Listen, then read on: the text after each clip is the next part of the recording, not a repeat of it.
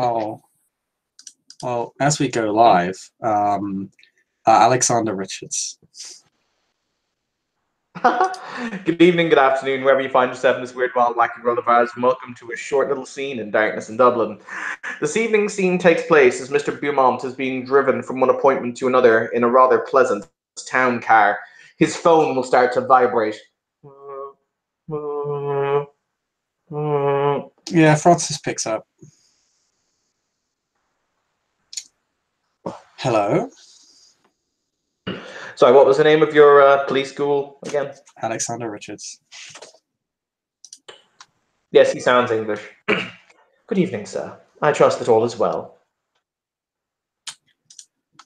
Ah, Alexander, how are you doing? I'm well, sir. Thank you for asking. Though I do have some rather unusual news. Why am I not surprised? Do go on. Do you recall a few months ago at this point that you were, for lack of a better word, your original question? I take it he knows that you're under a pseudonym. Yeah. Yeah. Do you remember a few months ago that Giovanni discovered your true identity via back tracing on your accounts? Yes. Somebody else has attempted to do so with much less financial finesse than Mr. Giovanni has in an attempt to learn certain pertinent facts and information about your investments, holdings, etc. We were able to rebuff them before they could cause any significant damage or learn any significant information, but it was the fact that the attempt was made I felt you should be informed of. Very interesting. Thank you for telling me. Alex, you haven't discovered anything about the one who attempted or the possible collective behind this rather vulgar action, would you? No, sir. All I can say is to the matter, it was not done with the same, as I had said, finesse that Mr. Giovanni must have used, as his attempt did not trip off the system. This one most assuredly did. Individuals attempting to access pertinent information as it pertained to your bank accounts, financial transactions, etc. But as to who the entity is, unfortunately, as to that, I'm not currently aware. I could see if the Financial Crimes Forensics Unit here in Dublin would be able to yield more information, if you would like, sir. Yes, I'd very much appreciate that, thank you. As you wish, sir. I've taken the liberty of having the various different numbers re-scrambled. Your various different cards have been cancelled and they're being currently reissued to you, just in case. Fantastic, Alexander. I'm glad to see that you have taken the initiative as always. I live to serve, sir. And I'm forever grateful of it. Thank you, sir. Will that be all? That will be all for the moment, Alexander. I'll be in touch soon. The call will go dead.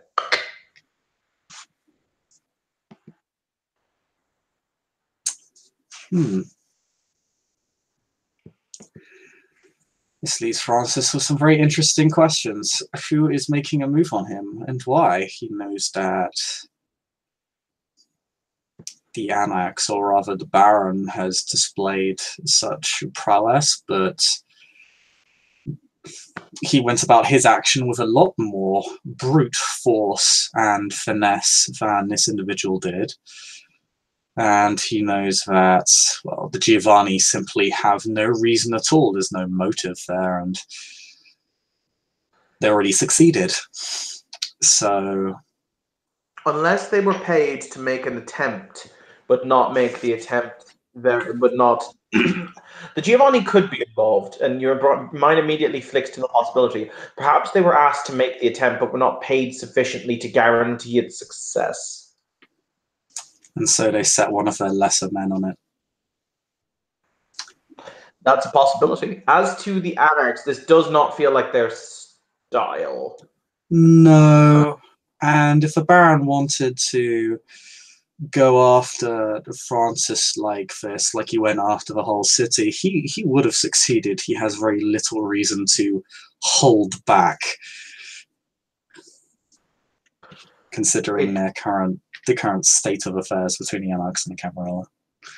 It creates questions within questions and wheels within wheels. Because Francis has already set Alexander on looking into it via his own connections, he doesn't really have to go out of his way to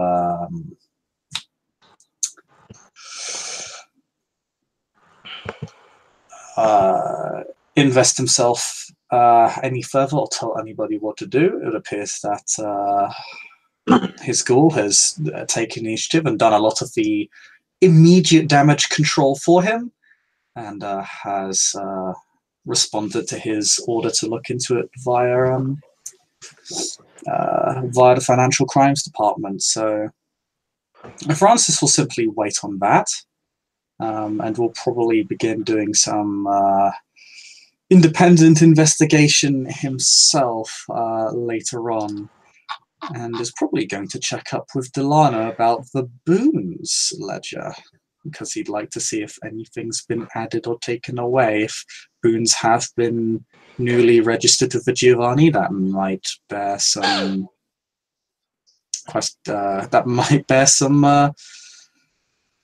some consideration.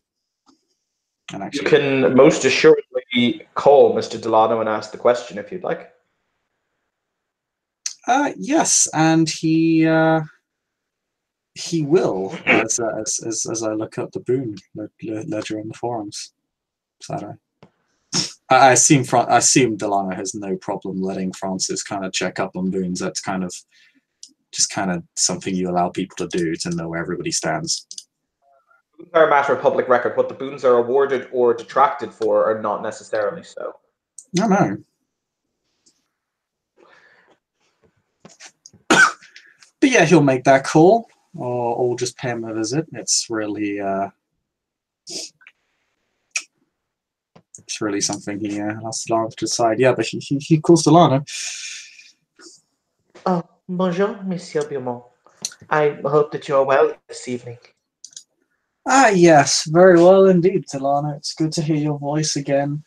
My apologies for bothering you. I just had a question in regards to the public record. By all means, what is it that I can do for you? I was just wondering if any debts had recently been registered with the Giovanni or members thereof.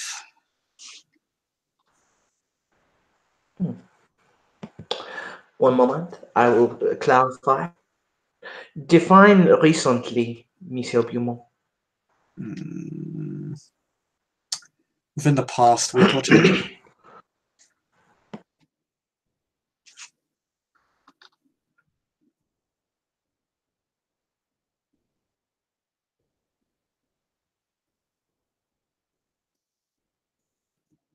Maybe go as far back as this month, but I can't imagine anything being registered any later than that. No, Mr. Beaumont. Unfortunately, there does not seem to be anything that has been registered with me. Okay. Oh no, that's all I had to ask. You have my thanks. It was just a curiosity I had. Absolutely. I understand entirely. I take it you'd like this conversation to be kept between you and I. If you would. But yes, we really must meet up again sometime. It's been too long, but then isn't it always? Indeed, I have been otherwise occupied, having to obtain planning permission for this new establishment, as I promised I would for our mutual friend.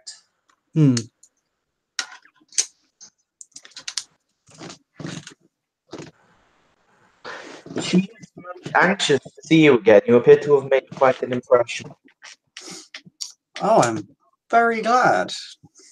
Yes, it has been. These nights have been well, stacked, and frankly, it doesn't look like it's going to be getting any quieter anytime soon. But I must make the time. There was a suggestion that she made that when certain for the record, you have this entire conversation in French because Giovanna prefers to speak French. Yeah. When the entirety of when the arrangements have been made, suitable acquirements have also been acquired. Do forgive me. The lady has said that she would like to hold a masquerade.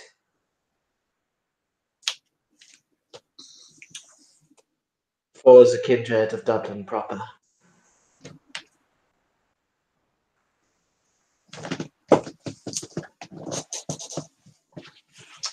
Oh my, how nostalgic. Oui. However, considering her patronage, I very much doubt it will end the same way as the last, no? No, I certainly hope not. Well, in that case, I shall leave you, Mr. Beaumont. I have many things to do before the dawn. Yes, I shall leave you to your business. But thanks again. Have a pleasant evening. I live to serve, Mr. Beaumont, and the line will go dead. Okay. Well, that likely rules out the Giovanni as suspects, given that they'd almost certainly have to be paid to do something like this.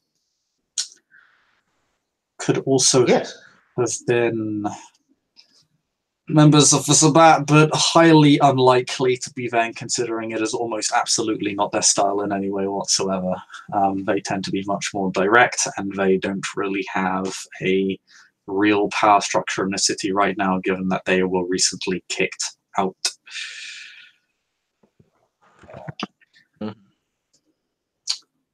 So that leaves Francis once again, his eyes leaning towards the inside of the ivory tower, which is frustrating. As a loyalist of the Camarilla, it angers him that he always seems to be finding